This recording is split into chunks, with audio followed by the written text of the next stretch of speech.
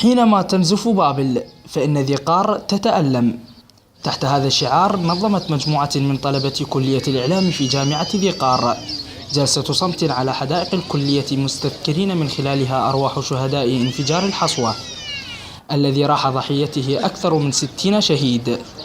تذكار بشهداء مدينة الحلة، امتزجت دموع أبناء مدينة الحلة مع أبناء مدينة الناصرية أنها دعوة للتوحد، دعوة للم شتات ما تبقى من عراقنا الحبيب بعيدا عن التناطحات السياسية التي خلفت هؤلاء الملائكة الذين فاضت روحهم الطاهرة من تلك البقعة المليئة بالدم والتناطحات السياسية إلى رب العشق، رب الحب، إلى الله عز وجل.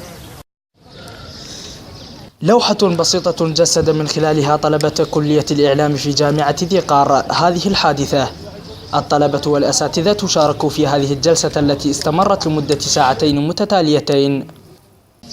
مفدى هذه الرسالة هي رسالة لكل العالم ورسالة للعراق، خاصة لكل محافظاتنا في العراق، أنه عندما تنزف بابل فإن ذي قار تتألم لا أكثر. هذه اللوحة التجسيدية اليوم تجسد ما حصل بالضبط. هي أقامتها مجموعة من طلبة ساكني محافظة ذي قار ومحافظة بابل.